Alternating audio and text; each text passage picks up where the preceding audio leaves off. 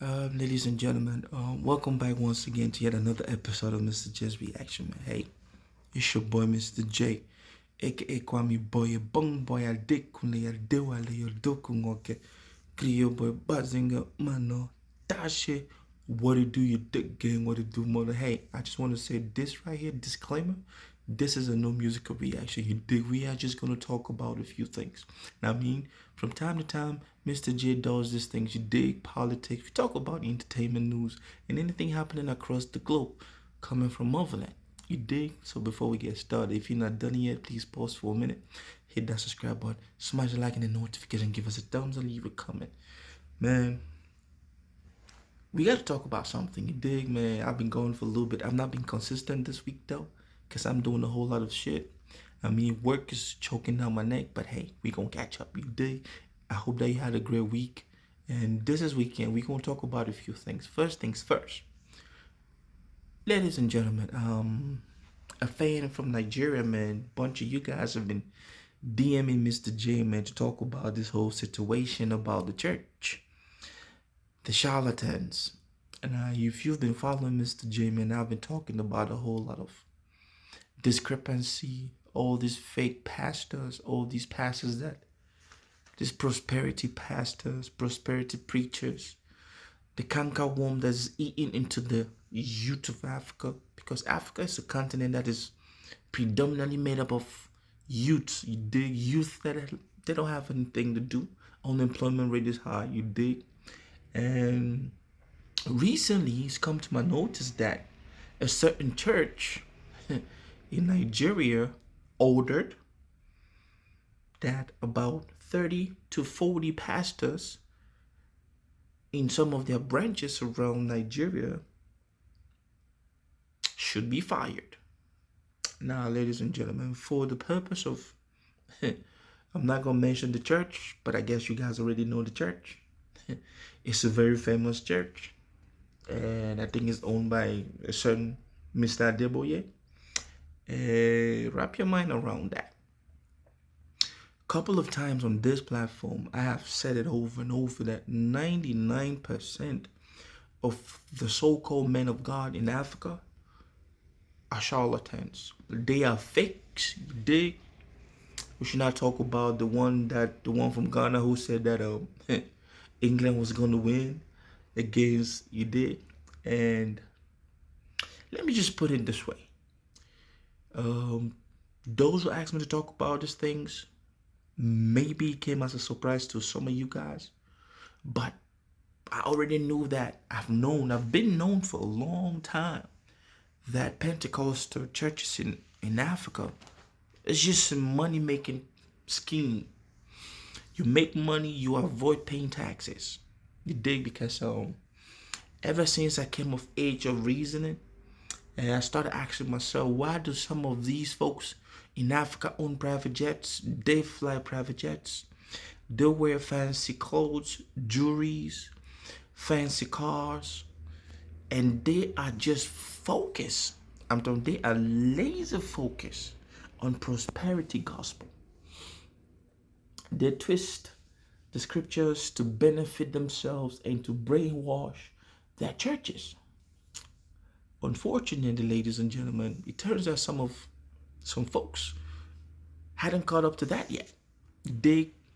So these pastor, I think there's a letter floating someone on social media that they send these letters to these pastors to vacate the premises. So this is how the typical African Pentecostal evangelical church works. You go in, you want to be a pastor, they create their own pastor schools. You pay to be trained in the mission, to become a missionary and evangelist. You do a couple of months and then they graduate you, they give you their phony certificates, and then they employ you. Now, they open branches around Africa in the country, and they send you to these branches to be like the pastor. Now your task, this is where the twist comes. Your task is not actually to preach the gospel. Your task is to generate revenue. Whatever means you want to generate it. You sell fake anointing oil, normal olive oil. You sell fake holy water. You sell whatever it is that you got to sell to generate. Now they give them quotas.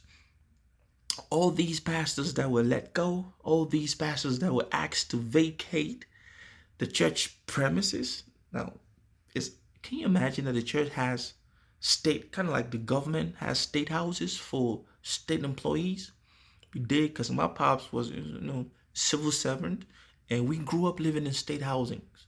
You dig? Everywhere they sent my father to, everywhere they transferred my father to, we lived in a government house, and the government foots the bill. So in this case, that's the church. Now, mind you, this is the same church that cries and yearns to be exempted from paying taxes in the country. Now, ladies and gentlemen, just an aside, if every Pentecostal church, including the Catholic Church in Africa, were asked to pay their own fair share of taxes, we would not have hunger. We would not have starvation. We would not have kids not being able to afford school fees. We would be able to provide a whole lot of health, social, necessary things to citizens. And that is another question up for debate, because they pay these rascals in governments, political elites might still embezzle it. But that beats the thing. My point is, these are the same people that don't want to pay taxes. So now these just expose this event, this situation just expose what I've been saying. The churches are not actually there to preach. They are out there to make paper. Moolah. These are not churches. These are businesses. These are empires. You dig? Because the kind of houses these folks live in, when they go on vacation, the crook in South Africa, man, was the Malawian crook who's been dodging the law. This dude owns more than 10 cars, jewelries. Bro, I'm going to throw it to you guys. These people who asked me to talk about this stuff. What do you think? What do you really think when you see all these pastors, all these people donating, giving cars to these pastors, money and this and that, and then some of their prophecies are just flat out lies? I've said it, man. It's so fake. So when this hit me, when you guys came at me, I'm like, Mr. J, you've not talked about this. Why are you sitting quiet? You always talk about these pastors being charlatan. Bro, it's because I knew that shit from way, way long time ago. This is no news. You dig? So, man, it's a sad situation, but hey, what we gonna do? Know what I mean? That's my time, man. Hey, I'm gonna say it like this. You gotta be careful where you go to in the name of churches. You got to be careful. Open your mind. A whole lot of people have been brainwashed. Some of you guys will come on here and say, oh, why are you talking about this? No church is supposed to be functioning as a business and they're not paying taxes. That's just my take. You dig? But hey, who am I to judge? I mean, but hey, I appreciate y'all checking this shit out, man. Happy weekend. We gonna pop up a whole lot of these vlogs this weekend. You dig? Be good. Hit that subscribe button. Smash that like and that notification. Share. Let's talk about shit like this. I'm out of here. Peace.